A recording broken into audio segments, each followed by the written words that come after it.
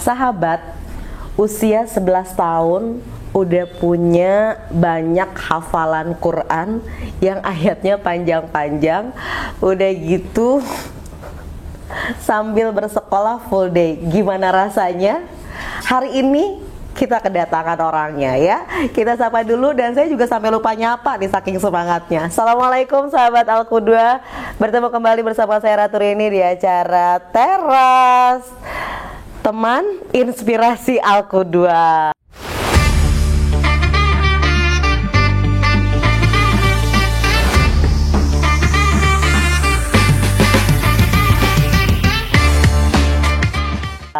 Assalamualaikum Ustadz. Assalamualaikum Awa. Ini sahabat yang saya ceritain. Jadi Awa ini sekarang udah berapa juz, Wak? Udah 5 juz. 5 juz. Betul ya Ustadz ya? Iya, 5 juz. Yang ini bukan pak gurunya ya sahabat, tapi ayahnya Awa. Ya Alhamdulillah, Awa sekarang sudah duduk di bangku SD kelas Kelas 5. Kelas 5, hafalannya sudah 5 juz. 5 juz, berarti 1 tahun 1 juz ya Ustadz ya? Tahun 1 juz. 1 tahun 1 juz. Mulainya dari kelas 1. Dari kelas 1 sampai kelas 5 1 tahun 1 juz. Oh ya Allah, itu gimana mau mulainya tuh Ustadz? Mulainya itu pertama motivasi di keluarga, untuk istri. Karena istri kan punya background Quran yang dari sebelumnya. Dan itu kita mulai dari sebelum SD. Dari sebelum TK, SD. Kan TK kan juga di Al-Qudwah nih. Jadi sebenarnya sudah hampir rampung untuk juz 30. Oh, di TK-nya. Masya Allah. Kayaknya masuk kelas 1 SD itu tinggal memurojaah, menguatkan. Murojaah yang juz 30 itu. Oke.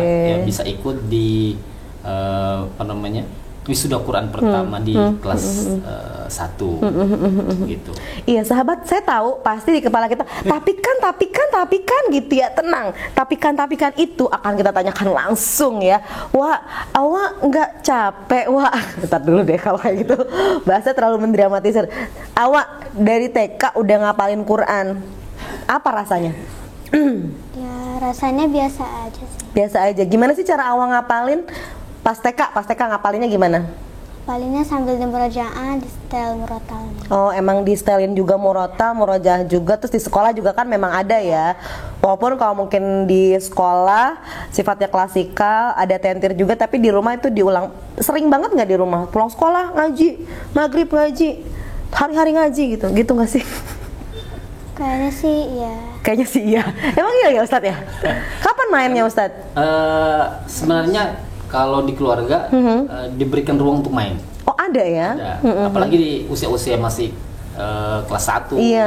Jadi kita juga paham dengan pola pendidikan mereka harus ada. Oh oke. Ada apa namanya masa mereka harus bermain. Tapi memang di kelas 1 kan belum bisa baca Quran. Jadi kita mulai dengan pola memperdengarkan. Jadi tugas saya itu bagian yang menyetel murotal. Oh gitu. Baik saat mau di rumah, baik pagi sebelum berangkat sekolah, sudah setel, kemudian sore hari itu sambil bermain aja dia. Jadi dia sambil bermain beraktivitas. Jadi back soundnya itu ya, gitu ya. Nanti bahkan saat mau ke sekolah itu naik motor, saya setel tuh di saku HP, maka saya belikan earphone untuk ya sambil jalan itu. Dan itu sangat membantu. Jadi bukan saya bagian yang mentelakikan nanti, tapi uminya yang mentelakikan. Bagian yang kursus ngafalin tuh bagian uminya. Bagi saya itu hanya sepertinya mudah sahabat. Iya. Apakah semudah itu? Wah, kan tadi kata Abi ya manggilnya ya. Kata Abi tuh di rumah emang selalu diperdengarkan. Kemudian Awa tuh ada apa sih, kayak rasa takut, capek harus punya target hafalan, atau Awa di ini dulu gak sih Ustadz, di target dulu, wah nanti kamu harus 1 juz ya gitu? Sebenarnya kita tidak pernah menyampaikan itu dari awal. Oh enggak ya? Dari kelas 1 sampai kelas 3 itu omongan saya sama istri saja gitu. Kayaknya bagus nih, karena di kelas 1 bisa juz 30, kayaknya bisa kita targetkan di kelas 2 nanti lanjut juz 29. Nah baru di kelas 3 ya tepatnya di kelas 4 sih. Kita sudah mulai ngajak dia obrol nih, mau lanjut apa enggak nih. Jadi kita tidak memaksakan dia harus 1 juz. Jadi di fase kelas 4 itu udah kita ajak ngobrol, awak mau lanjut apa enggak hafalannya. mikir lanjut. Oke, kalau lanjut berarti konsekuensinya berjalan nanti begitu. Iya. Jadi di awal kita nggak memaksakan. Baik. Awak kata Abi ada konsekuensi itu yang bikin awak termotivasi gitu ya, pengen terus ngapalin. Kan tadi tanya tuh sama Abi, awak mau lanjut nih ngapalinnya? Mau kata awak. Apa tuh yang bikin awak tuh pengen terus ngapalin gitu? Ya karena pengen ngapalin aja sampai banyak hafal. Sampai banyak gitu ya. Awak pengen apa sih ngapalin banyak Al-Quran? Ya biar bisa membahagiakan orang tua. Ya Allah, bisa membagikan orang tua. Terus pengen apa lagi? Dapat pahala yang banyak. Dapat pahala yang banyak. Menurut awak, kalau kita banyak menghafal, itu pahalanya seperti apa? Ya pahalanya sih ya banyak. Banyak gitu ya? Sebanyak hafalan awak ya? Masya Allah. Awak kalau pas awak ngapalin Quran, tapi kan awak juga punya tugas tuh di sekolah, kayak misalkan harus tugas pelajaran di sekolah, matematika, bahasa Indonesia. Itu cara awak ngebagi waktunya gimana, Wak? Jadi kalau mau ngaji itu biasanya itu malam sama pagi atau subuh gitu. Oh, malam sama pagi tuh jadwalnya awak untuk ngaji atau store hafalan tuh ya? Itu, Wak, di sana. Kalau subuh setor hafalan. Hafalan. Kalau malam-malam paling setel murotal. Oh gitu. Lalu? Kalau sebelum tidur. Waktu awak belajar untuk pelajaran yang lain kapan? Biasanya kalau mau sebelum tidur juga belajar dulu. Belajar dulu. Nyiapin pelajaran. Iya. Setelah Isya. Ya. Setelah Isya. Itu terjadwal nggak sih, Ustadz? Kayak bisa ada jadwal tertulis atau memang itu sudah rutinitas aja gitu dibentuknya? Lebih ke rutinitas aja. Natural aja gitu ya. Jadi kalau jadi sebenarnya saya dengan istri berbagi tugas, berbagi peran. Kalau saya bagian menuntaskan di bacaannya, itu ba'da maghrib biasanya. Yang malam tadi sebutkan itu ba'da maghrib. Saya nanti setelah Isya itu porsi dia untuk mengulang pelajaran di sekolah. Nanti sampai jam maksimal jam 9 atau setengah 10 sebelum tidur aja. Sebelum tidur nanti uminya nyamperin untuk memurojaah hafalan. Masya Allah. Sebelumnya sambil tidur. Jadi nanti setelah udah mau tidur kita setelin murotal ya. Sambil dia tidur gitu untuk motivasi. Nanti pada subuh baru dia setoran. Setoran lagi. Untuk nanti setoran di sekolah. Wah, keren. Awak pernah ngerasa capek nggak? Atau bosen gitu? Pernah sih. Pernah. Tapi tetap semangat. Tetap semangat. Pas awal lagi capek, lagi bosen, yang bikin awal semangat lagi apa? Ya karena mama pengen aja gitu harus terpenuhi. Target itu gitu ya. Berarti awal sudah punya target sendiri ya? Dari mulai kelas berapa awal sadar target? Kelas 4 kayaknya. Kelas 4 ya. Itu ada penyadaran nggak sih Ustadz emang ke anaknya, nak kamu harus nuntasin 1 juz ini ya dalam jangka waktu sekian ya, gitu nggak? Iya, ada komunikasi ya, itu. Karena itu dari awal tadi karena dia komitmen sudah ingin hafal, berarti kita harus bermain target nih. Karena ngejar nanti untuk bisa ikut di wisudanya. Berarti awal ini termasuk wisuda langganan ya? Iya, betul, dari kelas 1 itu. Sahabat, kan kalau di Al-Qudwah itu setiap tahun tuh ada wisuda Quran namanya. Jadi guru-guru Quran itu bukan menyeleksi, apa sih Ustadz, kayak munakosyah gitu ya? Ujian. Iya, semacam ujian apakah sudah layak hafalannya. Itu yang diuji itu kan dari sisi kelancaran, makhorijul ya, makhorijul hurufnya. Iya. Orang tua ini sahabat, kenapa beliau jadi tahu banyak juga karena alhamdulillah beliau juga adalah Ustadz kalau di yayasan tuh? Divisi Quran. Kan di Al-Qudwah tuh ada 2 program unggulan nih sahabat. Ada BPI dan Quran. Dua-duanya digawangi sama Ustadz Imron ya. Dan beliau ini sudah langsung menjadikan anaknya sebagai bukan pilot project ya, tapi memang sesuatu yang layak menjadi qudwah gitu ya. Bersama kita ini Najwa Afifah Iskandar, putrinya Ustadz Imron Iskandar gitu. Makanya kita spill nih, spoiler. Diapain putri beliau sampai jadi langganan wisuda Quran gitu. Ada perasaan apa, Wak? Kan kalau pertama kali mungkin Masya Allah gitu. Tapi kalau tiap tahun di wisuda ada rasa biasa aja gitu, atau selalu ada rasa yang beda setiap tahunnya? Ya biasa aja sih, tapi ya tetap ikut gitu. Tetap karena memang setiap tahun itu pencapaiannya beda-beda ya, Wak ya. Beda-beda. Yang paling susah dulu deh, yang paling susah Awa hafal dari juz. Berarti sekarang hafalannya juz berapa aja? 30, 30, lalu 29, 29, 28, 26, 26, 27. Oh, runut ya Ustadz ya? Runut ya? Ya kalau menghafal itu emang enaknya runut atau kita boleh milih-milih sih kalau untuk anak-anak? Untuk anak-anak memang sepengetahuan dan banyak pengalaman orang-orang menghafal itu memulai memang dari awal, dari awal juz ya? Belakang 5 juz terakhir, baru nanti kalau mau lanjut nanti baru juz awal. Oke. Jadi 5 juz awal itu akhir dikuatkan dulu, baru setelah itu berarti awal ada rencana seperti itu juga? Untuk saat ini di kelas 6 nanti rencananya memang sudah mau fokus di menguatkan di 5 juz. Nanti mungkin lanjut pas SMP mungkin nanti akan baru lanjut ke juz 1 nanti. Juz 1 ya. Wah, pas ngedengerin Abi ngomong kayak gitu, apa yang Awa rasain? Ya Allah, atau Alhamdulillah, atau Masya Allah, atau gimana? Jujur aja, Wak, nggak apa-apa, Wak. Boleh kok di sini mah ya. Ini kan ruang teras kita mah bebas ya, sahabat ya. Pas Abi ngomong kayak gitu, nanti Awa SMP begini, sekarang nguatin di juz ini, apa yang Awa rasain? Ya emang begitu. Emang begitu. Oh, udah kompak mereka, sahabat. Mereka sudah kompak ternyata. Berarti kalau saya lihat emang ada komitmen dari keluarga juga ya Ustadz ya. Jadinya anak ini kok nggak ada rasa pressure atau apalagi ngerasa tereksploitasi misalnya. Kasar banget ya saya ngomong ya. Artinya tidak ada rasa untuk memaksakan gitu ya. Memaksakan terus lelah. Makanya kok kemarin ini kan sahabat Awa ini menjadi salah satu penerima anugerah siswa terbanyak ya hafalannya ya di SD Alku 2 ini. Dan itu tuh saya ngeliatnya tuh slow gitu ya, karena memang di sekolahnya pun semua pembelajaran bisa berjalan beriringan. Itu emang ngaruh ya Ustadz ya? Iya, sangat pengaruh. Gitu ya. Jadi kalau mengandalkan hanya di keluarga, di lingkungan sekolah nggak mendukung itu juga akan sulit.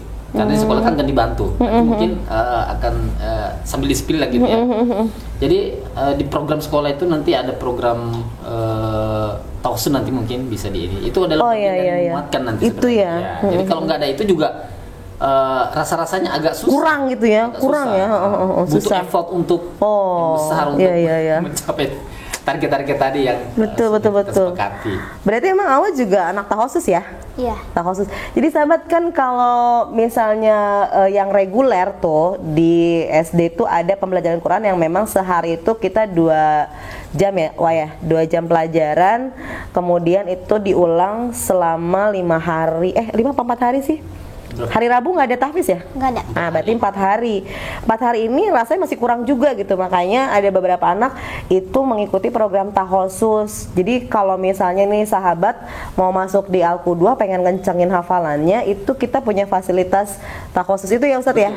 Jadi untuk menguatkan hafalan dan juga dibantu dengan di rumah. Makanya kalau misalnya konsisten tuh bisa langsung melejit gitu. Gitu ya Wah ya. Bisa sahabat, yuk.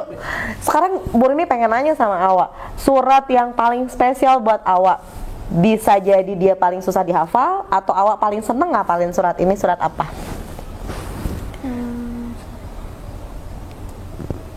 Apa ya? Coba kita cek dulu perbendaharaannya. Apa Wak? Kalau Awa paling seneng sih Al-Qiyamah ya, karena pendek dan ya, tapi juznya juz 29. Juz 29.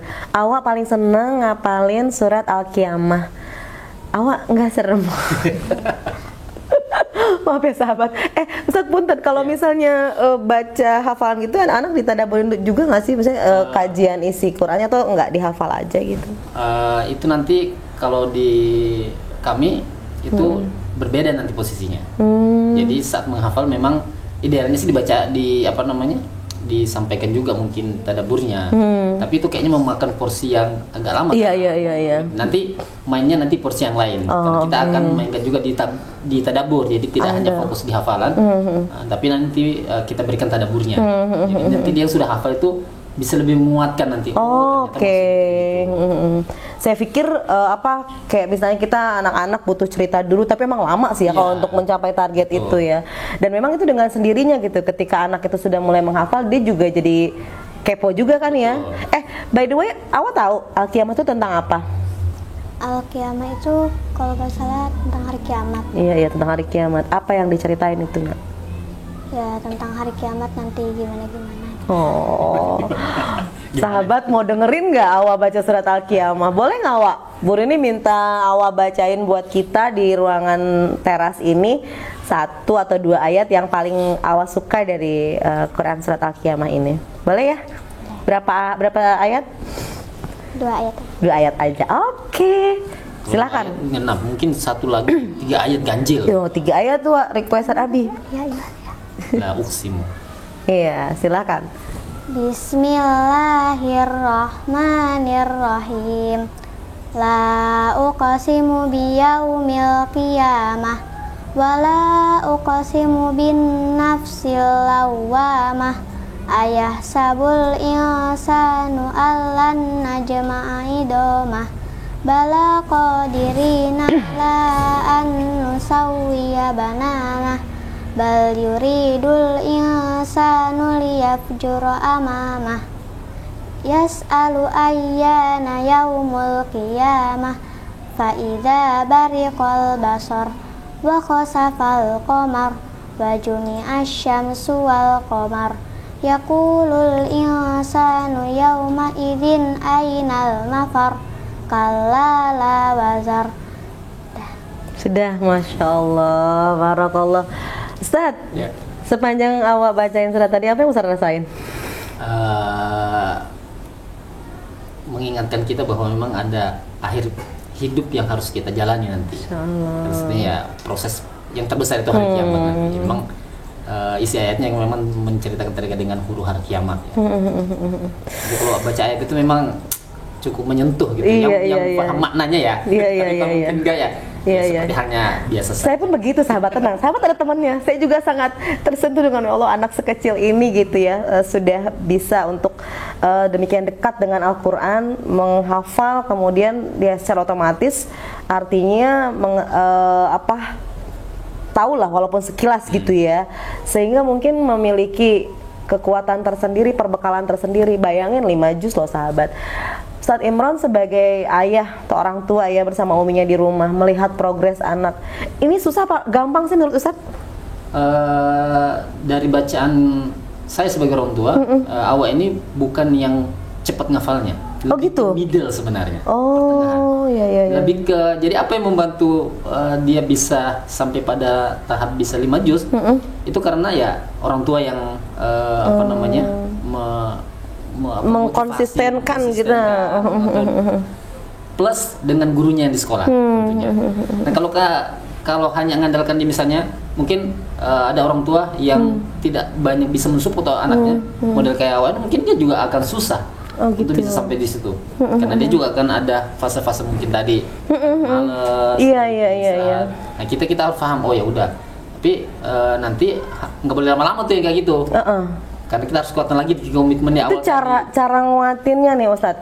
Kan anak-anak tetap anak-anak ya, betul. dengan moodnya mereka yang kadang swing gitu tuh. Itu cara Ustadz buat nguatin lagi gimana tuh? Awak ingat target kita begitu kah? Gitu nggak sih Wak? Enggak. Oh itu Bu Rini kayaknya ya. Jadi gimana dong Ustadz? Kalau lagi turun gitu. Jadi kadang proses menghafal itu kalian dia bisa hafal hanya 1 baris, mungkin di ayat-ayat yang susah gitu ya. Ya udah, kita nggak maksakan dia target itu harus setiap hari dia harus 3 baris misalnya. Tapi kadang nanti ada masa dia bisa sampai 5 baris. Tapi tanpa kita minta juga karena dia sudah bisa dan mudah. Dan itu bisa menutupi yang kurang-kurang tadi. Salah satunya. Umi sama Abi pernah marah nggak sama Awak kalau targetnya? Sering ya. Awal itu sini aja nggak apa-apa. Pernah nggak sih? Jujur. Jadi marahnya Abi sama Umi tuh ada nggak sih atau sisi dimana Abi agak ngencengin Awa buat ngapalin gitu, Umi juga? Ya kalau kata Umi sih, ya kalau misalnya nggak mau ngapalin ya udah. Oh, kata Umi kalau nggak mau ngapalin ya udah. Terus kata Abi? Kalau kata Abi Ya nggak enak ngomongnya ada Abi ya. Kata Abi yang ngapalin gitu Jujur ya. aja, Wak. Ya nggak apa-apa. Jadi kan ini menjadi salah satu mungkin juga referensi ya sahabat untuk orang tua di rumah. Kadang ada masanya, gitu nggak sih Ted? Ada masanya kita juga diuji dengan kesabaran bagaimana memunculkan motivasi anak ini tuh pas lagi di fase itu gimana tuh Ted? Jadi memang mengejarkan anak biologis itu tidak lebih mudah daripada mengejarkan Nah ini maksud ideologis. saya ini. Jadi begitu sahabat. Jadi Lanjut. mengajarkan anak orang lain itu mungkin Bu Rini merasakan itu dan saya Iya, juga benar. merasakan. Jadi kayaknya mudah dan kita kayak beri kesabaran untuk bisa Yang luar biasa gitu ya. biasa. Jadi nggak cepat yang mungkin Emosinya tuh nggak cepat. emosi yang Pendek banget ya. beda. Oh beda ya. Ya kenapa ya? Dan positif juga ya. Saya kemudian uminya begitu. Jadi ini kok gini amat ya, jadi udah mulai naik ke tensi, juga bermain tensi. Nah kalau saya Oke. kalau saya dengerin, akhirnya kemudian saya semperin uminya, ya istirahat dulu. Tenangin, udah biarin dia istirahat. Karena dia kayaknya kita paksa juga, dia akan bisa jadi makin khawatir, stres gitu. Iya, Udah iya. istirahat. Apa namanya, begitupun kalau saya nanti saya mungkin ya dengan aktivitas gitu, mungkin ke bawah lah ya, seperti hal manusia biasa. Nah kalau begitu uminya ya udah tenang dulu. Oke. Jadi, harus menghindar Tetap dulu, ada, iya. mengkolindonkan. Itu kan natural ya sahabat ya, bukan berarti Ustadz Imron ini keluarga sakti gitu ya. Enggak. Justru. Jadi tantangan, hambatan itu tetap ada. Cuma memang yang tadi sih saya ambil ininya sahabat, kayak ada konsistensi, kemudian saling ngedrive satu sama lain ya, saling mengerti gitu. Sehingga anak pun enjoy ketika harus terus mengulang-ulang hafalannya. Ustadz, kalau yang Ustadz rasain di pengasuhan nih dari psikologi anaknya gitu ya, kalau dia banyakin ngapal gitu ngaruh nggak sih? Sebenarnya hanya kalau pada tahap menghafal saja itu tidak akan banyak pengaruhnya sebenarnya. Oh gitu. Iya, karena harus nanti naik pada level selanjutnya itu tadabbur itu. Itulah yang harus menguatkan dia. Jadi hafalan-hafalan itu, nah itu yang menjadi catatan kita hari ini. Jadi bukan hanya mendrive anak untuk banyak hafalan, tapi menghilangkan sisi dia bisa memahami kandungan yang dia hafal.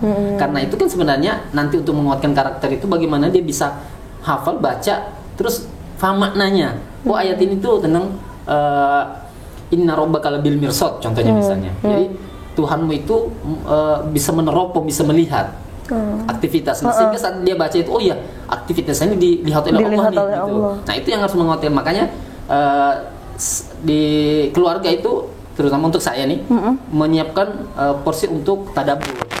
Jadi kalau sekarang sih walaupun ndot-ndotan ya. Ndotan. Ya nanti itu ada di sini artinya ya. Jadi ya karena aktivitas saya di luar juga ya, akhirnya kadang mengalami inkonsistensi gitu betul ya. Sekali itu Begitu bahasa yang kira-kira. tepatnya.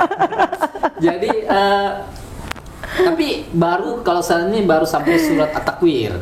Jadi kita mulai juz 30. Jadi ya saat di tadabbur itu ya enak tuh. Jadi oh ceritanya setidaknya dia paham isi surat itu di umman.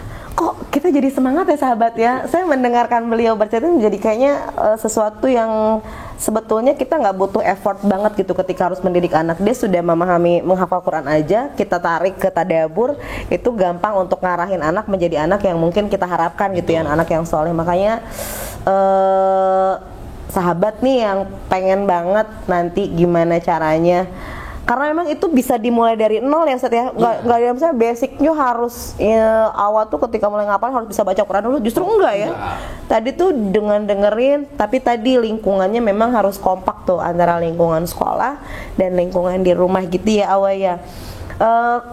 Ustadz pernah merasa khawatir nggak? Ustadz ini kan lagi ngejar terus di sisi hafalannya, tapi sisi pelajarannya takut ketinggalan kah? Atau nanti Ustadz ke depannya memang nggak terlalu mentingin ilmu itu? Atau gimana sih Ustadz? Ya, kalau dalam pandangan saya sebenarnya belajar itu apa namanya di sisi akademik itu tidak memforsir banget di sana. Awak harus Oke. pelajarin harus bagus juga.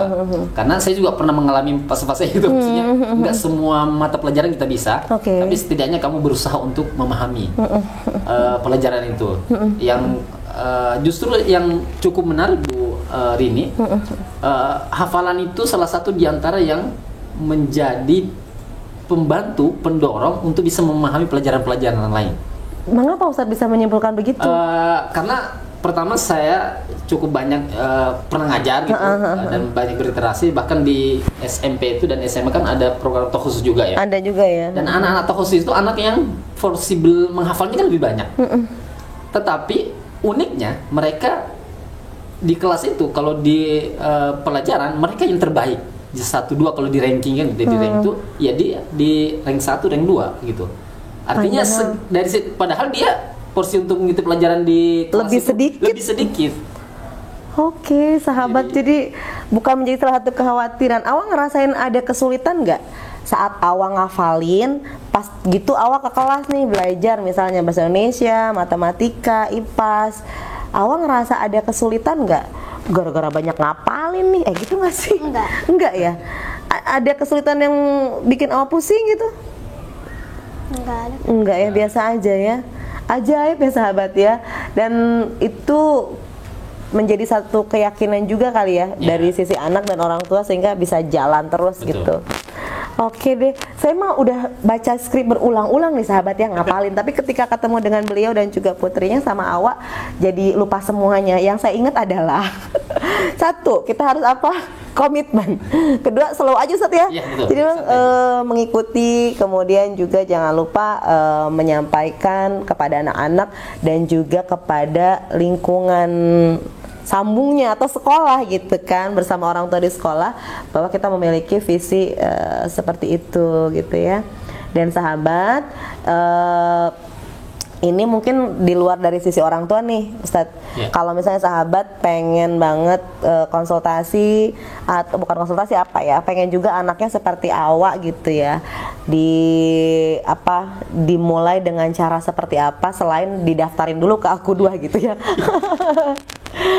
Memulainya seperti apa gitu Ustadz untuk penghafal pemula lah gitu. Sebenarnya yang pertama adalah komitmen di keluarga. Komitmen di keluarga. Karena yang penting ya keluarga yang akan nanti mengarahkan anaknya, apalagi kemudian usia-usia masih yang sangat belia gitu ya. Karena tanpa itu juga nanti ada sih mungkin nanti ada anak yang tanpa dorongan orang tuanya bisa leading gitu ya. Tapi itu pengecualian yang sangat mungkin nggak terlalu banyak begitu. Nah ini kan kadang-kadang gini, saya misalnya yang nggak punya basic Quran nih, masukin deh anak ke Aku 2, ada program Qurannya, tolong diolah gitu ya.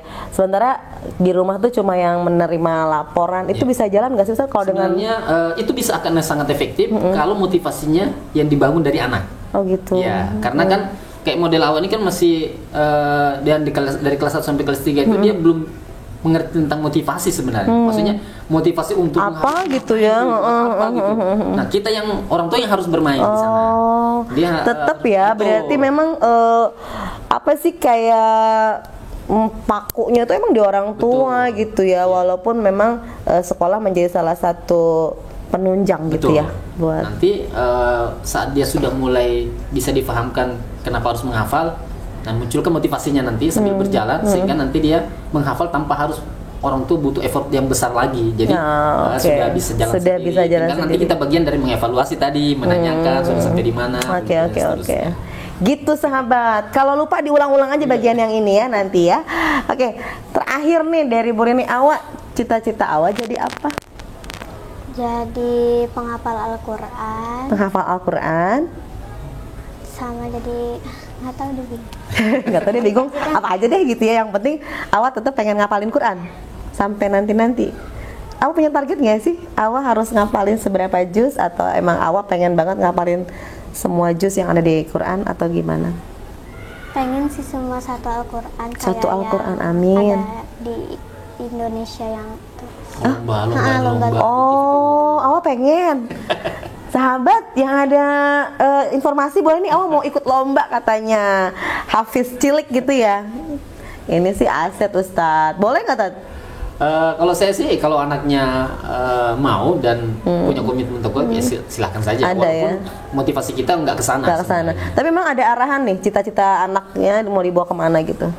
Untuk arah yang pasti sih kita pingin visi keluarganya adalah visi ya dekat dengan Quran. Karena alhamdulillah istri punya background yang pernah menghafal di Asyifa, pernah setoran sampai 30 juz. Oh, Masya Allah. Walaupun ya belum mungkin dan nggak mungkin, mesti perlu diulang. Makanya salah satu yang memotivasi dia untuk itu ya anak dia sendiri. Ya, harus gitu ya. Harus, amin. Mudah-mudahan. Ya. Selalu ada effort ya, sahabat. Selalu ada effort. Kemudian juga tadi niat baik itu didukung dengan juga kekuatan dari melaksanakan niat itu sendiri. Awa nggak bingung kan hari ini? Enggak. Awa seneng nggak bisa berbagi sama teman-teman? Bisa. Terakhir lagi tinggal Awa nih ngasih tahu ke teman-teman gimana teman-teman biar bisa semangat menghafal Quran. Gimana teman-teman? Ajakin dong. Teman-teman, kalau misalnya kalian mau menghafal Al-Quran, kalian harus semangat dan merajaah kembali hafalan kalian. Oke, dan jangan lupa sekolahnya di mana, Wak? Kalau pengen hafal Quran, di mana, Wak? Di Al-Quduah. Di Al-Quduah aja ya. Sahabat, makasih banyak nih udah bareng-bareng kita. Terima kasih sangat nih kepada Ustadz Imron. Awa makasih ya udah digangguin sama Bu Rini. Mudah-mudahan apa yang Awa share, yang Ustadz berikan itu bisa memotivasi kita semua. Karena kita adalah Teras, teman inspirasi Al-Quduah. Sampai ketemu di edisi berikutnya. Saya Ratu Dini pamit. Ada Awa juga, ada Ustadz. Kita pamit sama sahabat semua. Assalamualaikum warahmatullahi wabarakatuh. Waalaikumsalam.